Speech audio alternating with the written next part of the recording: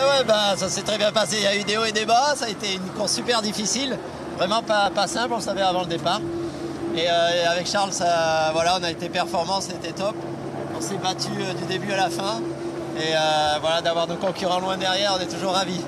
Cette complicité, ça paye? Ouais, ça paye. Ça ne veut pas dire qu'on est toujours d'accord tout le temps, mais c'est ça qui est bien, c'est que je pense qu'on emmène un plus chacun à l'autre. Et quand on veut se dire les choses, on se le dit. Et c'est comme ça que ça marche et c'est comme ça qu'on est performant. J'étais ravi parce que Charles a vraiment été très bon. Et donc on a fait un beau binôme. Et le bateau, vous l'avez poussé jusqu'au bout, il y a encore de la marge? C'est toujours la question. On essaye d'être raisonnable parce que la course est longue et de ne pas prendre des risques inutiles. Il y a eu des fois où on était au max, il y a eu des fois où on a un peu levé le pied, mais dans l'ensemble, on essayait d'être jamais de l'autre côté de la barrière. Et notamment dans le sud qui a eu cette dépression difficile.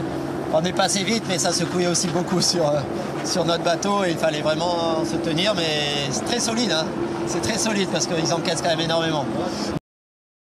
Alors ouais, on est parti en hiver, hein, bien en hiver, on revient. C'est presque l'été, il fait beau, mais bon, la température est fraîche. Mais c'est magnifique et c'est vrai que cette côte est sublime et j'adore cet endroit.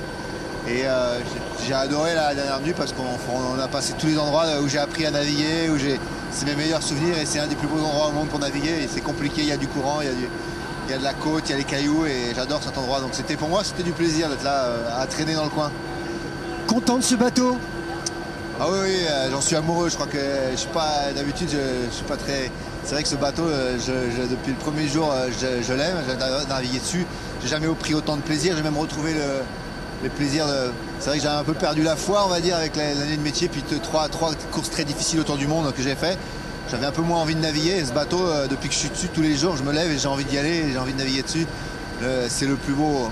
Je crois qu'on peut dire que c'est un des plus beaux bateaux au monde. Il y en a 4 comme ça aujourd'hui. Et un, notamment comme le nôtre, Maxime Rothschild, qui vole. C'est le premier bateau volant qui a été dessiné pour voler au large par Guillaume Verdier et toute l'équipe du Gitana Team. Et le bateau, il est magique, il est juste magique. Et est-ce que vous avez volé autant que vous vouliez? Non, on n'a pas volé. Il y a une petite frustration, on n'a pas volé autant qu'on veut. Mais on n'a jamais volé autant. Aucun bateau n'a volé aussi longtemps au large. La dernière fois, c'était la route du Rhum. Et ils n'étaient que 2 bateaux à voler. Et au bout de 24 heures, il n'y en a plus un qui volait normalement.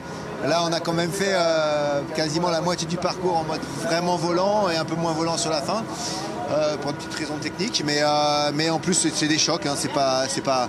Donc le bateau est arrivé à maturité. Il a vécu un peu un drame l'année dernière en cassant son flotteur. C'est normal. On a fait un bond en avant en termes de vitesse. Les gens ne se rendent pas compte, mais c'est monstrueux, quoi. Donc on est dans une autre dimension, une nouvelle ère, et on est au début de l'ère avec tout le Gitana Team. On est assez fiers de ça et assez fiers du pari parce que moi j'étais pas là quand ils ont fait ce pari-là. Enfin j'étais là, mais pas à plein temps. Je suis parti faire autre chose. Et quand ils ont dit on va essayer de faire un bateau pour voler au large, on n'y croyait, personne n'y croyait trop. Et aujourd'hui c'est une évidence pour tout le monde, alors qu'il y a 4 ans. C'était un peu long. Mais ça s'est très bien passé. Ça s'est très bien passé. C'est magique de naviguer sur ce bateau-là. C'est fantastique, c'est une chance extraordinaire. En tout cas, tu as pu sortir notamment ton drone dans des conditions pas possibles et faire de superbes images, faire vivre ça aux gens. C'est une autre façon de voir la voile. C'est amusant parce que les bateaux, ces 10 dernières années, ont beaucoup évolué. Et le matériel qu'on utilise pour tourner des images à l'intérieur et à l'extérieur, donc du drone notamment, ça a suivi cette évolution. Donc c'est marrant, on arrive à faire des choses qui étaient complètement inimaginables il y a encore 10-15 ans, quoi. Est-ce que tu as des petites anecdotes à nous livrer maintenant ou tu attendras d'être arrivé à quai? Comment ça s'est passé entre les 2 garçons? Ça s'est plutôt bien passé. L'ambiance en général était plutôt bonne à bord. Non, il n'y a pas eu. Ils sont pas toujours d'accord, on ne peut pas non plus exagérer, mais globalement ça s'est bien passé. Ouais.